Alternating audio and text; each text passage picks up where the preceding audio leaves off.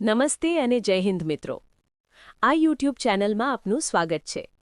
મિત્રો, ગુજરાત સરકાર દ્વારા પેન્શનરના હિતમાં એક ખૂબ મોટો નિર્ણય લેવામાં આવ્યો છે.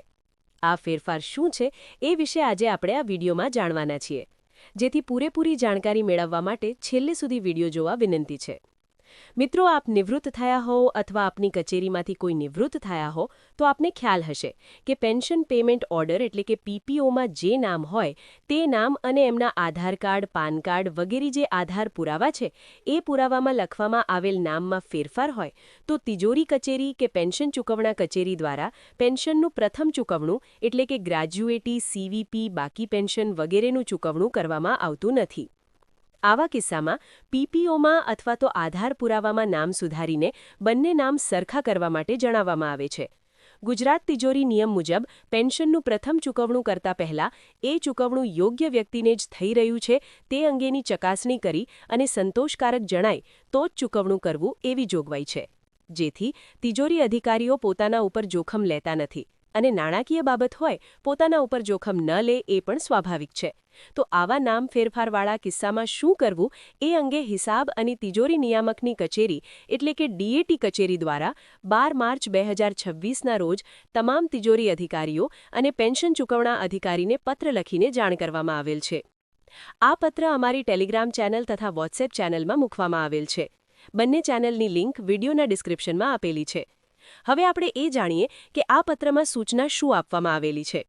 તો આ પત્રમાં સૂચના એવી છે કે ઘણી વખત પેન્શનર કે કુટુંબ પેન્શનરના પીપીઓમાં જે નામ દર્શાવેલું હોય એ નામની પાછળ માનવાચક પ્રત્યય એટલે કે શબ્દ જેમ કે ભાઈ, કુમાર, દાસ, લાલ, બેન વગેરે બાબતે જ તફાવત હોય તો તેવા કિસ્સામાં પીપીઓમાં બુકમાં જે નામ દર્શાવેલ છે એ અને જે આધાર પુરાવામાં જે નામ દર્શાવેલ છે એ બંને વ્યક્તિ એક જ હોવા અંગેની પેન્શનર કે કુટુંબ પેન્શનર પાસેથી બાંહેધરી મેળવીને જરૂરી ચકાસણી કર્યા બાદ ચૂકવણું કરવામાં વાંધા સરખું નથી એવું જણાવ્યું છે.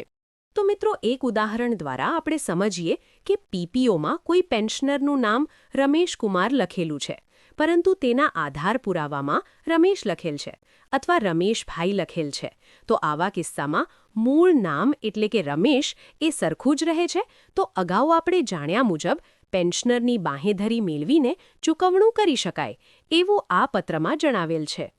પરંતુ સાથે સાથે એ પણ જણાવેલ છે કે ગુજરાત તિજોરી નિયમ 2000ના નિયમ 257(1) મુજબ યોગ્ય વ્યક્તિને જ ચૂકવણું થઈ રહ્યું હોવાની ખાતરી કરવામાં આવે અને જરૂરી ચકાસણી પૂર્ણ થાય તો આવા કિસ્સામાં નિયમ અનુસાર ચૂકવણા અંગેની કાર્યવાહી કરવી. જેથી અહીં એવા પ્રશ્નો પણ ઉપસ્થિત થશે કે તમે જરૂરી બાંહેધરી આપી દો પણ તિજોરી અધિકારીને બરાબર સંતોષ થતો નથી તો એ પીપીઓ બુકમાં અથવા આધાર પુરાવામાં નામ સુધારીને રજૂ કરવા જણાવી શકે. મતલબ આ પત્ર મુજબ કોઈ અધિકારી બાંહેધરીના બદલે નામમાં સુધારો કરવાનો આગ્રહ રાખે તો આ પત્રનો કોઈ અર્થ રહેતો નથી. જેથી ખરેખર પેન્શનરના આવા સામાન્ય પ્રશ્નોનો સાચો નિકાલ કરવો હોય તો ગુજરાત તિજોરી નિયમમાં સુધારો કરવો પડે. અહીં આના જેવી બીજી એક બાબત પણ યાદ આવે છે.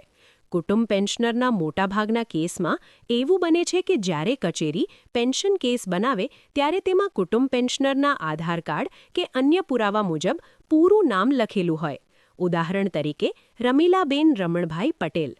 પરંતુ જ્યારે ડીપીપીએફ કચેરી દ્વારા પીપીઓ એટલે કે પેન્શન પેમેન્ટ ઓર્ડર મોકલવામાં આવે ત્યારે પેન્શન કેસમાં જે નામ લખેલું છે એ પૂરું નામ લખવાના બદલે ફક્ત રમીલા અથવા તો રમીલાબેન એવું લખવામાં આવે છે. એટલે જ્યારે પેન્શનરનું અવસાન થાય અને કુટુંબ પેન્શનર પેન્શન લેવા જાય ત્યારે નામમાં તફાવતના પ્રશ્નો પણ ઘણા ઊભા થાય છે.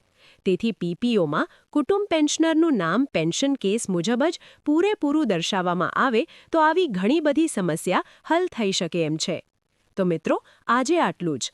આ બંને મુદ્દા વિશે આપના શું મંતવ્યો છે એ ચોક્કસ જણાવજો અને આવા જ ઉપયોગી મુદ્દા વિશે માહિતી મેળવવા અમારી સાથે જ જોડાયેલા રહેજો એવી અપેક્ષા છે. તેના માટે ફક્ત ચેનલને સબસ્ક્રાઇબ કરવાની છે અને હા, વિડીયોને લાઇક પણ કરજો.